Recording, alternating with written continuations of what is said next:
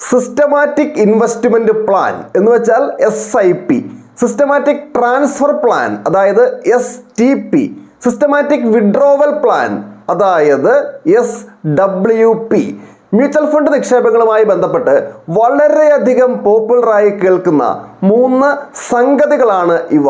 ഇവയിൽ ഏറ്റവും പോപ്പുലർ, ഏറ്റവും കൂടുതൽ ഉയർന്നു കേൾക്കുന്നത് SIP തന്നെയാണ്. യഥാർത്ഥത്തിൽ ഇവ ഓരോന്നും എന്താണ്, ശരിക്കും ഇവയുടെ ഉപയോഗം എങ്ങനെയാണ്, ഇതിൽ ഏതാണ് നിങ്ങൾക്ക് ഏറ്റവും നല്ല രീതിയിൽ പ്രയോജനപ്പെടുത്താൻ സാധിക്കുക, ഈ കാര്യങ്ങൾ ഏറ്റവും വ്യക്തമായി ഏറ്റവും സിമ്പിളായി മനസ്സിലാക്കുവാൻ ഈ ചെറിയ വീഡിയോ പൂർണ്ണമായിട്ടും കാണുക. ആദ്യം പറയാൻ പോകുന്നത് SIP യെ പറ്റിയാണ്, അതായത് സിസ്റ്റമാറ്റിക് ഇൻവെസ്റ്റ്മെന്റ് പ്ലാൻ. ഇതേപ്പറ്റി മിക്കവർക്കും അറിയുകയും ചെയ്യാം. ഒരു മ്യൂച്വൽ ഫണ്ടിലേക്ക് കൃത്യമായ ഒരു തുക കൃത്യമായ ഇടവേളകളിൽ ഇങ്ങനെ നിക്ഷേപിച്ചുകൊണ്ടേയിരിക്കുന്ന രീതിയാണ് SIP. മ്യൂച്വൽ ഫണ്ടുകളിലേക്ക് നിക്ഷേപം നടത്തുന്നതിന് പല റൂട്ടുകളുണ്ട്. അതിൽ ഒരു റൂട്ടാണ് SIP. പ്രത്യേകം മനസ്സിലാക്കുക, SIP എന്ന് പറയുന്നത് ഒരു നിക്ഷേപ ഇടം അല്ല, ഒരു ഫിനാൻഷ്യൽ പ്രൊഡക്റ്റും അല്ല, മറിച്ച് നേരത്തെ പറഞ്ഞ പോലെ ഒരു മ്യൂച്വൽ ഫണ്ടിലേക്ക് നിക്ഷേപിക്കുന്നതിന് വേണ്ടിയുള്ള ഒരു വഴി, അത് മാത്രമാണ് SIP. സപ്പോസ് വിക്രമൻ എല്ലാ മാസവും ഒരു മ്യൂച്വൽ ഫണ്ടിലേക്ക് 20,000 രൂപ വെച്ച് നിക്ഷേപിച്ചു കൊണ്ടേയിരിക്കുന്നു, അല്ലെങ്കിൽ എല്ലാ ദിവസവും 500 രൂപ വെച്ച് ഒരു മ്യൂച്വൽ ഫണ്ടിലേക്ക് നിക്ഷേപിച്ചു കൊണ്ടേയിരിക്കുന്നു, അല്ലെങ്കിൽ എല്ലാ ആഴ്ചയിലും 5,000 രൂപ വീതം ഒരു മ്യൂച്വൽ ഫണ്ടിലേക്ക് നിക്ഷേപിച്ചു കൊണ്ടേയിരിക്കുന്നു, അല്ലെങ്കിൽ എല്ലാ 3 മാസം കൂടുന്തോറും 65,000 രൂപ വീതം ഒരു മ്യൂച്വൽ ഫണ്ടിലേക്ക് നിക്ഷേപിച്ചു കൊണ്ടേയിരിക്കുന്നു. ഇതെല്ലാം SIP രീതിയിലുള്ള നിക്ഷേപമാണ്. SIPയുടെ ഏറ്റവും വലിയ ഒരു അഡ്വാൻറ്റേജ് ആണ് ഒരു ആവറേജ് പ്രൈസിൽ നമുക്ക് മ്യൂച്വൽ ഫണ്ട് യൂണിറ്റുകൾ വാങ്ങാൻ സാധിക്കുന്നു എന്നുള്ളത്. കാരണം എല്ലാ മാസവും അല്ലെങ്കിൽ നിശ്ചിത ഇടവേളകളിൽ നമ്മൾ കൃത്യമായിട്ട് ഇങ്ങനെ മ്യൂച്വൽ ഫണ്ട് യൂണിറ്റുകൾ മേടിച്ചുകൊണ്ടിരിക്കുകയാണ്. സ്ഥിരമായ ഒരു വരുമാനം റെഗുലറായിട്ട് ലഭിക്കുന്ന ആളുകൾക്ക് തങ്ങളുടെ വരുമാനത്തിന്റെ ഒരു ഭാഗം സമൃദ്ധമായി ഇൻവെസ്റ്റ് ചെയ്യാനും ദീർഘകാലം കൊണ്ട് ഒരു വലിയ വെൽത്ത് ഉണ്ടാക്കിയെടുക്കാനും ഏറ്റവും സഹായിക്കുന്ന നിക്ഷേപ രീതിയാണ് SIP. നിങ്ങൾ ഒരു മാസശമ്പളക്കാരനാണ് എങ്കിൽ, നിങ്ങൾ ഒരു ദിവസക്കൂലിക്കാരനാണ് എങ്കിൽ, ആഴ്ചയിൽ വേതനം ലഭിക്കുന്ന ആളാണ് നിങ്ങളെങ്കിൽ, അതുമല്ലെങ്കിൽ റെന്റ്, ഇൻട്രസ്റ്റ് എന്നീ ഇനങ്ങളിൽ കൃത്യമായ വരുമാനം മാസം ലഭിക്കുന്ന ആളാണ് നിങ്ങളെങ്കിൽ, അതൊന്നുമല്ലെങ്കിൽ എന്തെങ്കിലും രീതിയിൽ വരുമാനം ഉണ്ടാക്കുന്ന ഒരാളാണ് നിങ്ങളെങ്കിൽ, നിർബന്ധമായും നിങ്ങൾക്കുണ്ടായിരിക്കണം ഒരു സിസ്റ്റമാറ്റിക് ഇൻവെസ്റ്റ്മെന്റ് പ്ലാൻ. ഒരുവിധം എല്ലാ മ്യൂച്വൽ ഫണ്ടുകളും തന്നെ 500 രൂപ മുതലുള്ള SIPകൾ അനുവദിക്കുന്നുണ്ട്. തീർച്ചയായിട്ടും SIP നമ്മുടെ ഇൻവെസ്റ്റ്മെന്റ് ലൈഫിന്റെ, ഫിനാൻഷ്യൽ ലൈഫിന്റെ ഒരു ഭാഗമാക്കി മാറ്റണം. ഇനി നമുക്ക് അടുത്ത സംഗതിയായ STPയിലേക്ക് പോകാം. സിസ്റ്റമാറ്റിക് ട്രാൻസ്ഫർ പ്ലാൻ എന്നാണ് ഇതിന്റെ പൂർണ്ണ രൂപം. സപ്പോസ് വിക്രമന്റെ കൈവശം ഒരു 12 ലക്ഷം രൂപയുണ്ട്. ഈ 12 ലക്ഷം രൂപ അദ്ദേഹം ഒരു മ്യൂച്വൽ ഫണ്ടിലേക്ക് ഒറ്റത്തവണയായി, അതായത് ലംസമായിട്ട് ഇൻവെസ്റ്റ് ചെയ്യാൻ വേണ്ടി ആഗ്രഹിക്കുന്നു. ഇങ്ങനെ ആ 12 ലക്ഷം രൂപ ലംസമായിട്ട് ഇൻവെസ്റ്റ് ചെയ്യുമ്പോൾ ഒരു കുഴപ്പമുണ്ട്. ഇങ്ങനെ ഒരു വലിയ തുക ലംസമായിട്ടൊരു ഫണ്ടിലേക്ക് ഇൻവെസ്റ്റ് ചെയ്യുമ്പോൾ ആ സമയത്ത് ആ മ്യൂച്വൽ ഫണ്ടിന്റെ NAV എന്ന് പറഞ്ഞാൽ മ്യൂച്വൽ ഫണ്ടിന്റെ ഒരു യൂണിറ്റിന്റെ വില താഴ്ന്നു നിൽക്കുന്നതാണ് നല്ലത്. അങ്ങനെ താഴ്ന്നു നിൽക്കുകയാണ് എങ്കിൽ കൂടുതൽ യൂണിറ്റുകൾ നമുക്ക് മേടിക്കാൻ വേണ്ടി സാധിക്കും.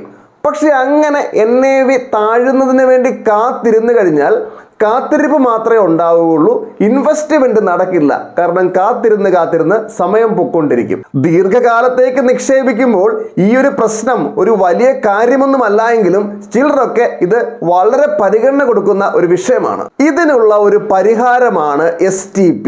ഇവിടെ വിക്രമൻ ചെയ്യേണ്ടത് ഇതാണ്: കൈവശമുള്ള 12 ലക്ഷം രൂപ ഒറ്റയടിക്ക് ആ ഇക്വിറ്റി ഫണ്ടിലേക്ക് അല്ലെങ്കിൽ ഫണ്ടുകളിലേക്ക് നിക്ഷേപിക്കരുത്. പകരം ആ 12 ലക്ഷം രൂപ ഡെപ്റ്റ് ഫണ്ടുകളിൽ അല്ലെങ്കിൽ ലിക്വിഡ് ഫണ്ടുകളിൽ നിക്ഷേപിക്കണം. ഡെപ്റ്റ് ഫണ്ടും ലിക്വിഡ് ഫണ്ടും സ്റ്റോക്ക് മാർക്കറ്റുമായി ബന്ധപ്പെട്ടവയല്ല. അതുകൊണ്ട് തന്നെ അവയുടെ NAVകളിൽ വലിയ കയറ്റിറക്കങ്ങൾ ഉണ്ടാവാറില്ല. അത്യാവശ്യം സ്റ്റേബിൾ ആയിട്ട് മുന്നോട്ട് പോകുന്ന ഒരു രീതിയാണ് അവിടെയുള്ളത്. അപ്പോൾ അത്തരത്തിലുള്ള ഫണ്ടുകളിൽ നിക്ഷേപിക്കുന്നു. അതിനുശേഷം ഘട്ടം ഘട്ടമായി ഈ ഇൻവെസ്റ്റ്മെന്റ് നമ്മൾ ഉദ്ദേശിച്ചിരിക്കുന്ന ഇക്വിറ്റി ഫണ്ടുകളിലേക്ക് ട്രാൻസ്ഫർ ചെയ്യുന്നു. ഉദാഹരണം 12 ലക്ഷം രൂപ ലിക്വിഡ് ഫണ്ടിൽ നിക്ഷേപിച്ചു. ഇനി ഒന്നുകിൽ എല്ലാ മാസവും 1,00,000 രൂപ വീതം നമ്മൾ ഉദ്ദേശിച്ചിരിക്കുന്ന ഇക്വിറ്റി ഫണ്ടുകളിലേക്ക് ട്രാൻസ്ഫർ ചെയ്യുന്നു, അല്ലെങ്കിൽ എല്ലാ മാസവും 50,000 രൂപ വീതം ട്രാൻസ്ഫർ ചെയ്യുന്നു, അല്ലെങ്കിൽ എല്ലാ ആഴ്ചയും 10,000 രൂപ വീതം ആ ഇക്വിറ്റി ഫണ്ടുകളിലേക്ക് ട്രാൻസ്ഫർ ചെയ്യുന്നു. അങ്ങനെ കുറച്ച് കാലം കൊണ്ട് ഇക്വിറ്റി ഫണ്ടുകളിലേക്കുള്ള നമ്മുടെ ആ ട്രാൻസ്ഫർ പൂർത്തിയാക്കിയെടുക്കുന്നു. ഇവിടെ ഒറ്റയടിക്ക് ഇക്വിറ്റി ഫണ്ടിലേക്ക് ഇൻവെസ്റ്റ് ചെയ്യാത്തത് കൊണ്ട് ഉയർന്ന NAV-യിൽ ഇൻവെസ്റ്റ് ചെയ്തു പോയോ എന്ന വിഷമം വേണ്ട. SIP-യിലേതുപോലെ തന്നെ ഒരു ആവറേജ് കോസ്റ്റിൽ മ്യൂച്വൽ ഫണ്ട് യൂണിറ്റുകൾ സ്വന്തമാക്കാൻ സാധിക്കും. ഇനി നമുക്ക് മൂന്നാമത്തെ സംഗതിയായ SWP-യിലേക്ക് പോകാം. സിസ്റ്റമാറ്റിക് വിഡ്രോവൽ പ്ലാൻ എന്നതാണ് ഇതിന്റെ പൂർണ്ണരൂപം.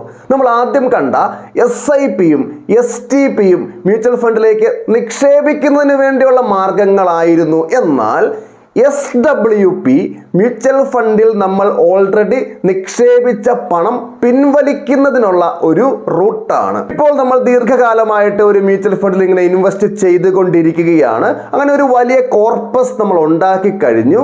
ഇനി ഇത് പിൻവലിക്കണം എങ്കിൽ മാത്രമേ നമുക്കിത് പ്രയോജനപ്പെടുകയുള്ളൂ.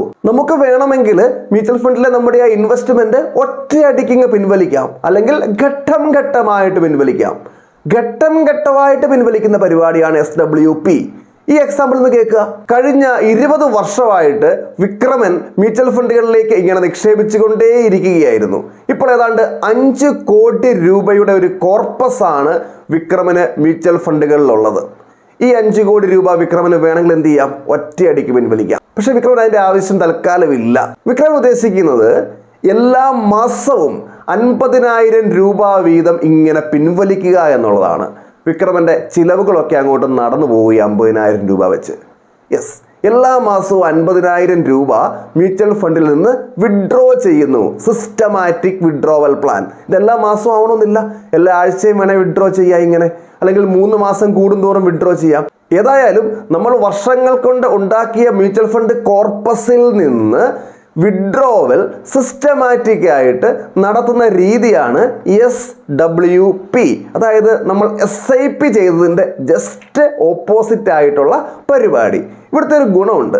വിക്രമൻ എല്ലാ മാസവും 50,000 പിൻവലിച്ചുകൊണ്ടിരിക്കും അല്ലേ? ബാക്കിയുള്ള പൈസ അവിടെയുണ്ട്. ആ പൈസ അവിടെ കിടന്ന് വീണ്ടും വീണ്ടും ഗ്രോ ചെയ്തുകൊണ്ടിരിക്കും. ശരിക്കും പറഞ്ഞു കഴിഞ്ഞാൽ ഇപ്പൊ 5 കോടിയാണ് ഉള്ളത്. വിക്രമൻ കുറെ പിൻവലിച്ചാൽ പോലും പിന്നെയും ഉണ്ടാകും, ചിലപ്പോൾ 5 കോടിയിൽ കൂടുതൽ അവിടെ ഉണ്ടാകും. അതാണ് ഇതിന്റെ മെച്ചം.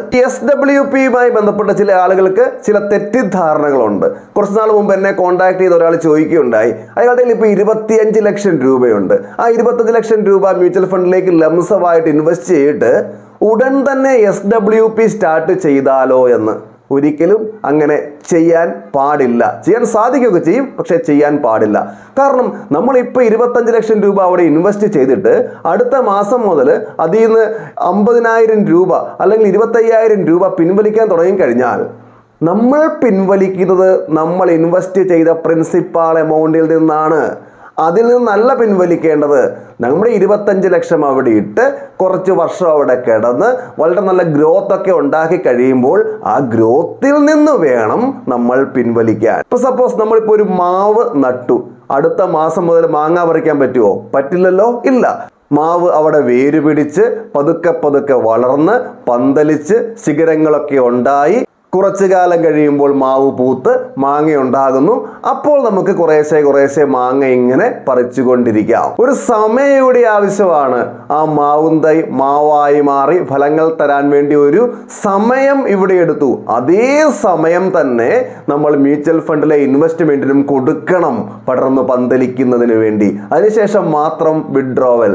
എങ്ങനെയാണെങ്കിലും SWP ആയിട്ടാണെങ്കിലും ഒറ്റയടിക്കാണെങ്കിലും.